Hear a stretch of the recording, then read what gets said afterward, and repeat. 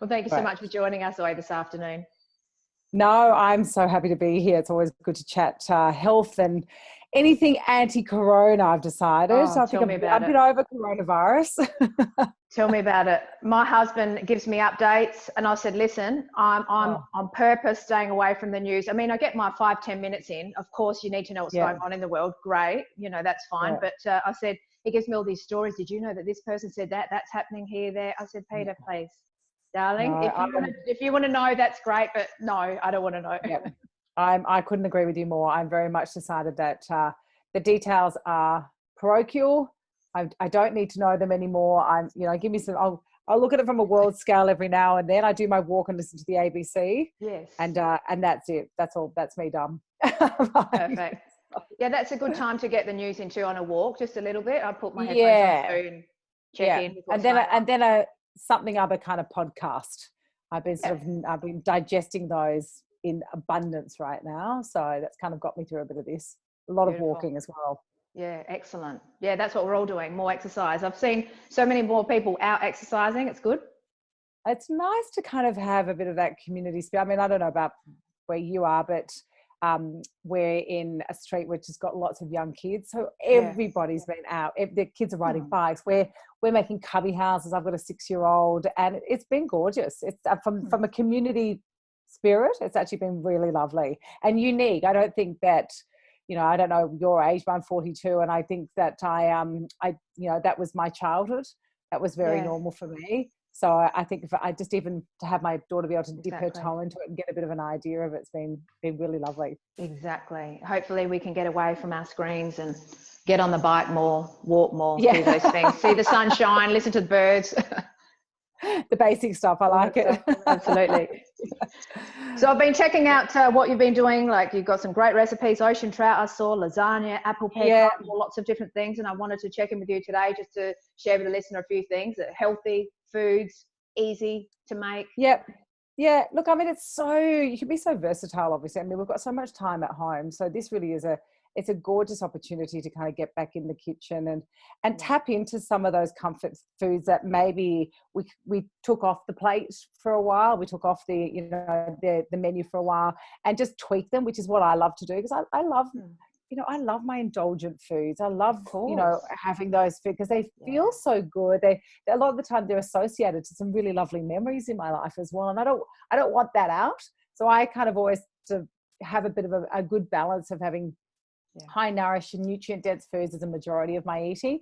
And then even when I'm having those indulgent food, it's still about using the best quality produce in there because I still want to get some nutrients in it. And it doesn't mean you don't have to, even though something's really indulgent, unless you decided to go and eat a whole packet of marshmallows or something, then I'm not quite sure I can and offer you an alternative on that one. Yeah. But there really are, there's some great ways to get healthy, indulgent foods. And I think like what I've found really lovely, obviously utilizing Instagram as a great way to have fun with Emily, my daughter. We've had a lot of fun cooking. We really have. And I've had some really funny comments back of people saying, God, good to see that you're losing your beep, even in the process. Throughout this process as well, you're normal. I'm like, yeah, I know. very normal, very normal. That's what we love about all these videos too. I think everyone's really getting real and raw more so than ever because, hey, we're all in this, going through the same thing.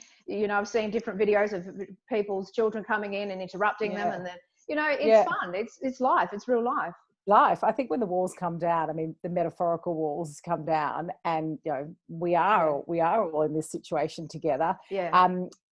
We don't have the same shield on. We don't have the same kind of armor that we would normally have when we're in a professional realm, and it's really nice to kind of feel that. And the other thing also, when you are filming in your home, you're in your home. There's a lovely element of warmth, and you can't stop children being in their home. So you have to just flow with it. And I think it's I think there's times Emily was like, I've had enough, Mum. As you can see, at times she's walked in and out of some of these recipes that I've been cooking on Instagram. But for the majority of it, it's been a really fun weekly thing to do. We did get to a point where my husband and I decided that probably it was enough of kind of having her on social media, on a platform. And we decided that when school went back, we'd end it for that purpose. And we've been quite fortunate because school went back for us full time. I don't know what it's like in Adelaide, but the school that Emily, she goes to a Catholic school, and she they were great. They were so good about it. They're like, get those kids into school, and there was a lot of education, a lot of caution, and we're doing, every parent has to do a roundabout drop off now, and they have to have their temperature checks, which I think is standard in any school now. But it's been I just think it's been fantastic to have her back at school. I really do. They love it. They just thrive. I hated school. They love it. They love it. Absolutely. And I just will backtrack a little bit. I am glad to hear you say that, good, wholesome, comfort food, doesn't matter. I mean, people, what was it, 10, 15 years ago, people worried about low fat this, don't have full cream this, don't have full cream that. But my gosh, that's where the nutrients are. We don't need to overdo it. Everything in moderation. It has to be good quality. Absolutely. Look, I think I learned, I had a beautiful mum who, unfortunately, she's not very well, so can't cook anymore, but she really was the most amazing cook, and nothing was low fat. Everything was just about beautiful quality produce and, eating and enjoying, and the conversations that we had around the dinner table. That was, as much part of the pleasure as it was of the eating of the food. But I was quite fortunate because when I went into nutrition, I'd come off the back of that. I'd come into already understanding that if you eat these foods, you don't get fat. It's just that you've got to find the balance in all of this and not overeat these types of foods as well. And obviously have a level of activity that not only is good for your physical health, but is good for your mental health as well. So it's I think more and more we're learning that the quality of our produce shines out far, far greater than even reading the labels or looking at the star system. And I know that it's a good overall guide for people, because it really does kind of help to moderate how they make their decisions, particularly if they're people that like to buy a lot of packaged foods, or that's where their knowledge or that's where their comfort lies when it comes to food choices. But more and more people are actually kind of reaching for some of those, the cream and the ghee and the butter and these types of foods in the diet. They're very stable fats to use. But again, the key thing is the volume of these foods. That's right. And it also does help, like if you put a bit of cream on the broccoli or cauliflower or on the chicken, obviously make it in the dish, it sort of fills you up, so you don't need to overeat. So it makes sense to use it. Total sense. I think the thing is what the nutrition and the physiological response shows us is that it shows that these foods are slow releasing foods. So what they're going to do is they're going to keep us fuller for longer. So that's a tick when it comes to when we're trying to not over consume on foods. They also help to lower the overall glycemic index of the other foods that you're eating, because again, fat has a very low glycemic index. So what that means that when you eat that food, the insulin release is very slow. But the other benefit is that a lot of vitamins like vitamin C and vitamin A, they're what we call water soluble vitamins, and they're really, really important for everything from collagen and elastin to immune health. Now, these particular nutrients, they actually need fat to help to absorb them. So they need these foods in combination. So it's not about eating a food singularly, it's about eating foods in combination. And I think that's why we always push towards the Mediterranean style diet. We say eat these types of foods, because what over and above the Mediterranean diet has is a beautiful variety. It has such a great variety. It's not singular in its origin when it comes to one particular food focus. I also am a big fan of also looking at sort of more ketogenic style diets or paleo diets in their kind of rawness, but also having, because again, their focus is on a big high fat diet. And I've also always been a lover of a high fat diet. It's always worked well for me personally. When I had my practice for 14 years, I would see so many clients and we'd take this type of approach and they got great success from it. But again, people enjoy this food, and all my cooking and all the cooking shows, people just enjoy these foods. So it's a real win. Why would you, eat? It doesn't make sense in my mind to eat food that doesn't taste good, even if it's going to kind of spruik some amazing outcome. I want food that tastes good, and I feel good eating it. That's right. It is very psychological eating too, isn't it? We need to enjoy the process and not, I think the stress of, people that have dieted over the years, I think the stress is just really bad for our gut bacteria, our gut health, and then you can eat healthy, but the food won't be absorbed properly, as you'd probably know in your practice. Definitely. Sydney Uni has proven this time and time again, that, you know, if we, the average is that if you do a diet, the average is that you will lose weight, but on average you'll put on 0.5 kilo. Yeah. So that's not very reassuring to me.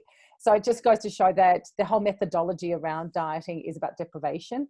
What we want to try and do is we want to try and encourage people to educate themselves, you know, have a great understanding of food quality, food, you know, food nutrition, but also how to cook food and how to put that on your plate on a day-to-day basis. And that's what it really comes down to: practical information, bite-sized chunks. And I think not trying to do it all at once. You know, I think in COVID, what we've probably realized, I mean, this is on Instagram, I've had so many people making really funny comments of saying, yep, loving your food, but eating too much of it. I mean, I did a post last night of a Thai beef salad, which was a leftover roast dinner that I made for my husband, and I made way too much, too much food, and it really came down to that. I was sick of kind of opening that fridge door and going, oh, that might just have a little bit of that potato, or might just have a little bit. So I was like, I got to use these foods quickly and make them into another meal. Otherwise, they are becoming my that little bit of roast beef is becoming my snack.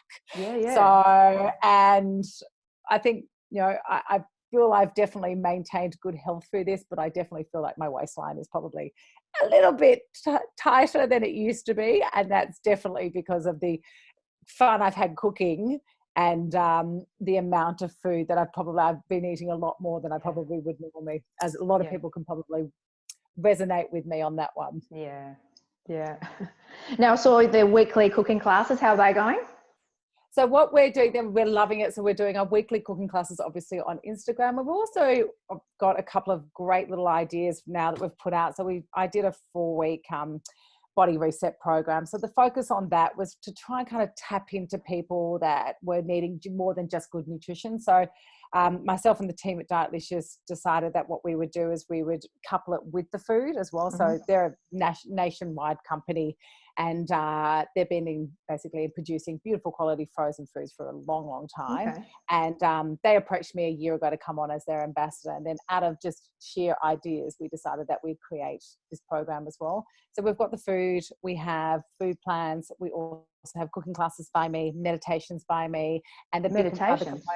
So I'm a big focus on meditation. I meditate every day. I do transcendental meditation, and I just want to give everybody a little bit of faith in saying that I was someone who could not meditate, and I learned how to meditate, and it's just the effect that I get from it is brilliant. So it's now something that I can't live without. It's something that my body actually craves, that feeling and that calmness, that internal calmness, because I can then go out into my life a little bit more calmer with all the, you know, craziness around us.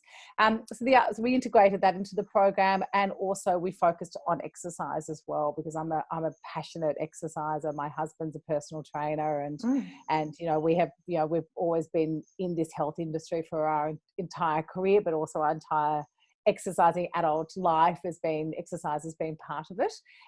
So we've got 2 different trainers that we got involved in this. So we're doing Pilates in one of them, because obviously that's something I love to do. And then we're doing some strength work as well. So these are things that you can do at home. We have a resistance band that we send out in their whole kind of parcel with all the food as well. Wow. And again, it's just trying to give people some good options, something that they can do at home. And for a lot of us, it's the thing that, you know, having had 2 online programs in the past, the thing that I kept getting a lot of people say to me was, it's great, Zoe, I'm doing really well, but the thing that kind of keeps letting me down is that time when I get home and it's late and McDonald's is on the way, or, you know, the takeaway foods, Uber Eats is much easier. So just to kind of know that you've got this sort of armor of good food in the fridge, ready to go, your utility of good nutrition has saved a lot of people, and we've had some really good results just from that alone. Excellent. So is your meditation morning, noon, night, a few through the day? What is it? With transcendental meditation, you meditate twice a day. So I've been focused on that for about 6 months now. I was always meditating just on and off, and meditate. So the best way I find to meditate for me is, as soon as I wake up, I sit up and I just put my timer on. So so there's not even don't even get out of the bed. Unless Emily comes in and wakes me up, which does happen, or a cat jumps on me, because I've got 2 cats and a new rescue cat. So there's a lot of cats in our house. So that's the only other time. And in the afternoon, I've actually put my alarm for 2:00 in the afternoon. So I find that that's also a really good time. But the second one, what I've done is I've taken a lot of pressure off myself. And even if I get 10 minutes in, or if it's a little bit later, it might be that I'm in a school pickup line and I'm able to just sit there for 10 minutes and put it on. I'm sort of in the philosophy, if whatever works, do it. Just give it a go, because the benefits are amazing. And what they've proven when it comes to meditation, it's cumulative. So that little by little, really adds up to a lot. Yeah, a very important point there, absolutely, because it creeps up on us, the stress and anxiety sometimes. We think we're fine, and all of a sudden, things are a bit rattly. Quite amazing how much kind of stress unravels. I mean, the physiological effect is crazy, what it does on the body, not only increasing all those neurochemicals, cortisol, adrenaline, insulin. I mean, these are which we don't want in high amounts. We want them, but we just don't want to. And obviously it just feels terrible to be in that high sort of stress response all the time. Absolutely. Just a few more things before we finish off. What's in your veggie patch? Herb garden? Yes, my herb garden. So right now we were successfully growing basil, but I've decided, unfortunately, I feel like I've got a bit of a winter bug that's gone in there. We have little baby chilies right now. Nice. Our mint is doing great, and we've got some lemonades in there as well. So far, lemonades. Yeah, lemonade. So this is a lemon and a sweet variety of lemon. They're called lemonades. So far, so good. That is all going well. But we also have a neighbourhood where everybody has their big veggie patches out the front of the house. So we have got a lovely community spirit around. Yeah, around here, and everybody's at the front of their house, because I mean, obviously in Bondi, we don't have a lot of lawns. It's not like the gorgeous Adelaide, where my sister-in-law and all my beautiful nieces and nephews live in Adelaide. So they've got an abundance of space, but we don't get that so much in Sydney. So we have to make do and utilize the space that we do have. And it's just proof that you can grow your own vegetables, even in the smallest amount of space, because there's so many great ideas out there. So is there a barter system? Can you sort of trade tomatoes and veggies? But everyone's very kind. If you need a little bit of something, they just give it to you. And normally what happens is that something's doing really well, and they'll kind of, I think cherry tomatoes were doing quite well this year. So we got a lot of cherry tomatoes. And you know what? It's just gorgeous to watch the kids interact with it. There were lady beetles everywhere. The kids were eating the strawberries and tomatoes, and just the conversations and the simplicity of it. It was magical to watch. Lovely. Yeah, this time certainly has slowed us all down and connected us in a different way. There are positives out of all of this. Yeah, look, I think I love Australians because we have this beautiful, resourceful nature in us, and we do see the positive out of the crappy things that are happening.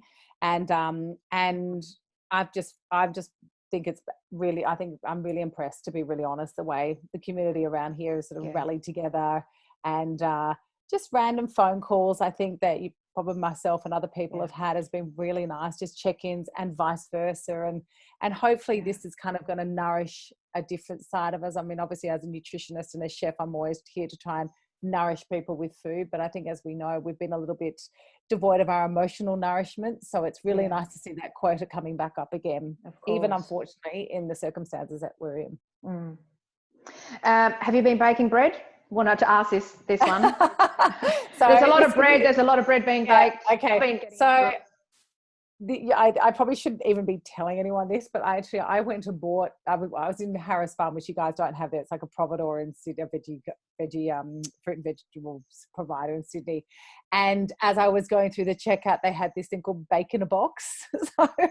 So this has all the ingredients and the box and everything, and you just add water and put it. I was like, and it was sourdough multigrain. So I was like, well, I'm going to give it a go. I'm not necessarily a bread baker. So, not because I can't do it, it's because I actually have one of the best bakeries, organic bakeries around the corner from me. And it's where I get my coffee every morning. I get up at 5:30. I'm an early riser, and after I meditate, my husband and I have a good tag team scenario. So I get breakfast and Em's lunch, and then I get to go off on my walk, on my run, and listen to my podcast and get my coffee and my bread.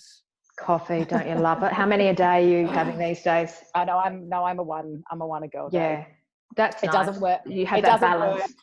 Yeah, it doesn't work well, and my husband says I'm a very different person when I have that second, third cup of coffee. Oh, sorry, it just cut out there for a little bit. So that last sentence cut out. Steps up.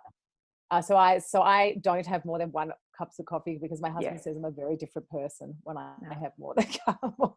Really? So for the sake of my marriage, I keep that coffee to 1. Well, what does the second and third do? Oh, you don't want to know. You don't want to know. It's just this is where the repressed anger emotions come out. No. Life just gets a little bit too OCD. Okay. So the importance of balance. Just 1 coffee. I get it. Yeah. I know my limitations. That's good. And one last thing before we say goodbye. I did see your lemongrass infused oil. I'm definitely going to do that. We've got lemongrass in the garden. I've never done that. Yeah, so look, I mean, nice.